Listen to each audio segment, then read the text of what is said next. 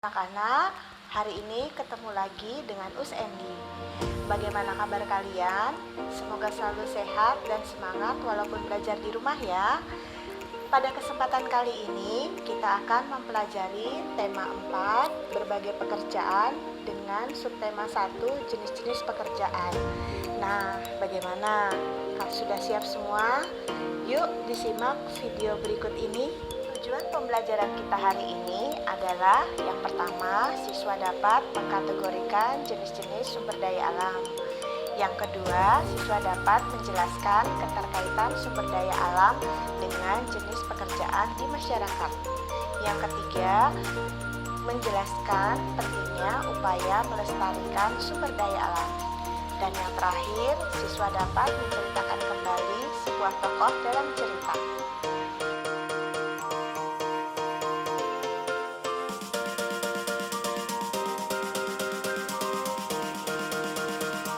Tahukah kamu apa itu sumber daya alam? Sumber daya alam adalah sesuatu yang tersedia secara alami dan dapat dimanfaatkan untuk memenuhi kebutuhan manusia.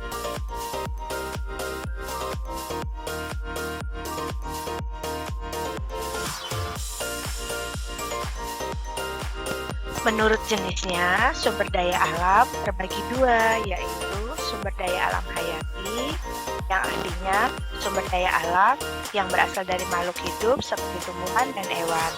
Sumber daya alam dari tumbuhan disebut juga nabati, sumber daya alam dari hewan disebut hewani.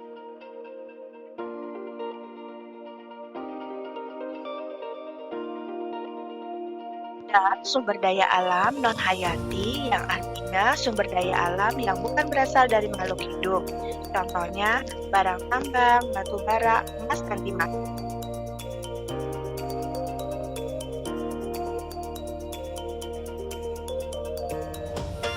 Sumber daya alam di suatu daerah akan mempengaruhi masyarakat yang ada di dalamnya, karena sumber daya alam tersebut dari dataran tinggi sampai dataran rendah.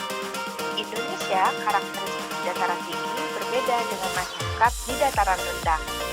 Tanah di dataran tinggi cocok untuk pertanian, perkebunan, dan peternakan, sehingga sebagian besar pekerjaan masyarakat yang tinggal di dataran tinggi bekerja sebagai petani, peternak, dan perkebunan.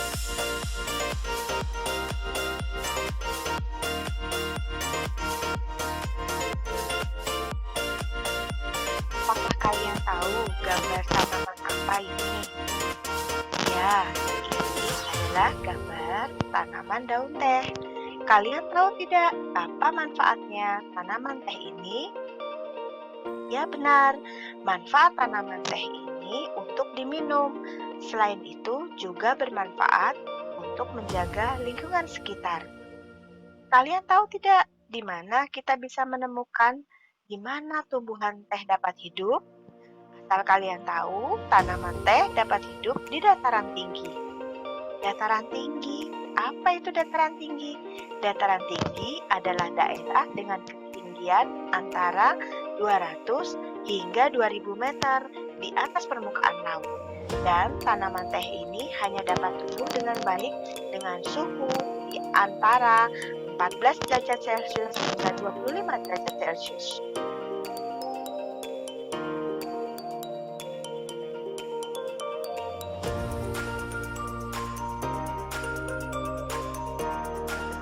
Kita akan membahas pekerjaan apa saja yang terlibat dalam pembuatan minuman teh ini. Tahukah kalian pekerjaan apa saja itu? Pekerjaan pertama yang terlibat dalam pembuatan tanaman yang nanti menjadi minuman teh ini adalah seorang petani teh yang bertugas menanam dan memelihara tanaman teh.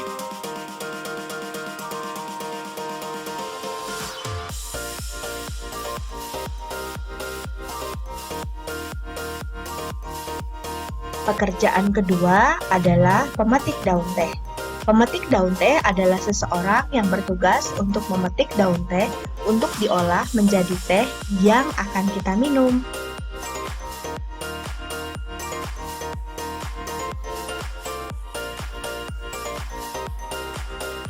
Dia adalah pengolah teh. Mengolah teh memiliki tugas mengolah teh seperti menjemur, menyortir, menggiling teh di pabrik.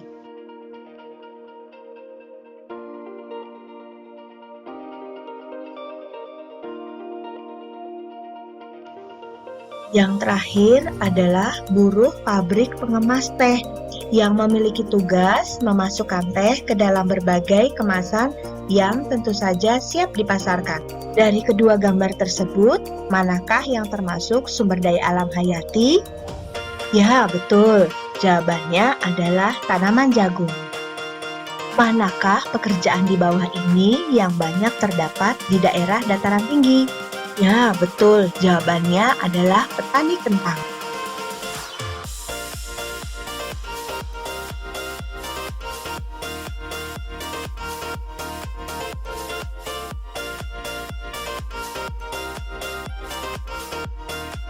Ada beberapa alasan mengapa menjaga keseimbangan dan kelestarian sumber daya alam itu penting.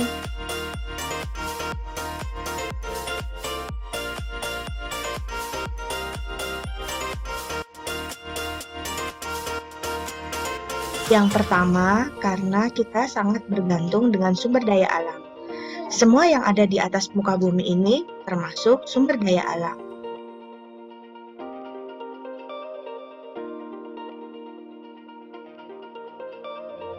Ya, karena kita membutuhkan oksigen dari tanaman. Ya, tentu kalian tahu, untuk bernapas hal itu diperoleh dari tanaman, yang mana tanaman termasuk sumber daya alam.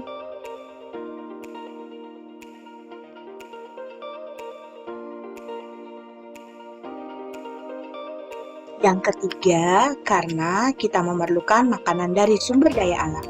Semua bahan makanan yang kita makan berasal dari sumber daya alam.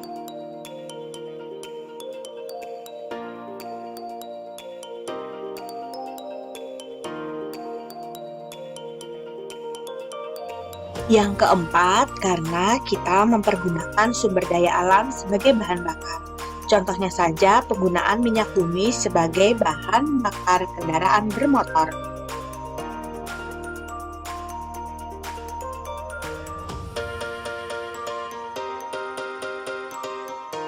Yang kelima, karena dapat terhindar dari berbagai penyakit. Seperti kita tahu, lingkungan yang bersih tentunya menjadi kita semua yang menempatinya menjadi sehat.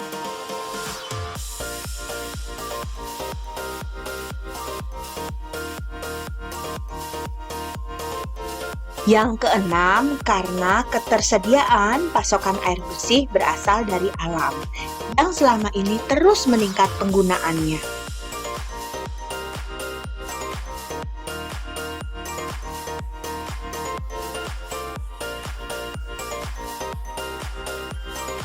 Yang ketujuh, karena dapat mengurangi terjadinya bencana alam seperti banjir dan tanah longsor akibat tidak ada serapan air. Tentunya itu semua berkaitan dengan keseimbangan alam, maka kita harus menjaganya.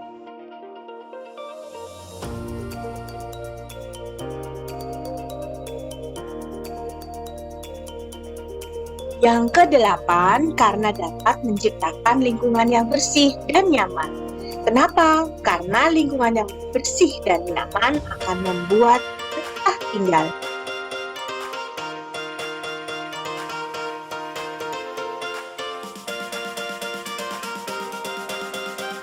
Yang kesembilan, karena dapat menciptakan alam Indonesia tetap terjaga dan indah sebagai daya tarik wisatawan mancanegara maupun lokal. Ini tentunya berkaitan dengan keindahan alam yang dimiliki negara kita.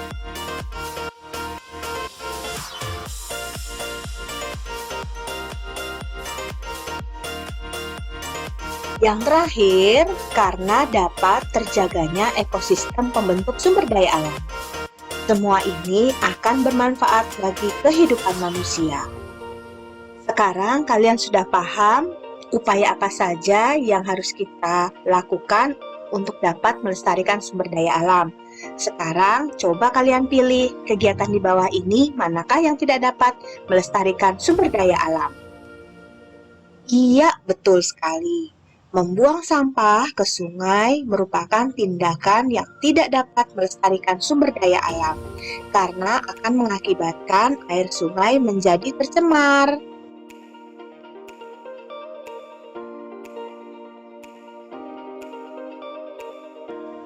Kita lanjutkan ke materi berikut tentang apa itu tokoh dalam sebuah cerita. Tokoh adalah pelaku utama yang berperan dalam membawakan sebuah cerita.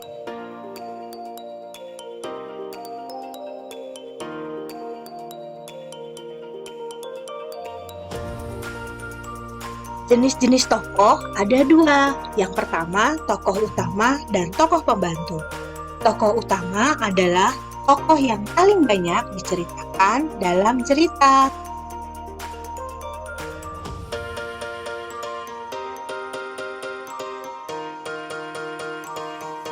Sedangkan tokoh pembantu adalah tokoh yang membantu peran utama dalam cerita, tetapi tokoh ini tidak sering muncul dalam cerita.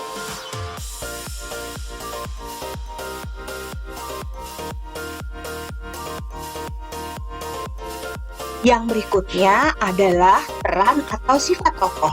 Peran atau sifat tokoh terbagi dua jenis. Yang pertama adalah tokoh antagonis. Tokoh antagonis adalah tokoh yang menjadi penyebab timbulnya konflik.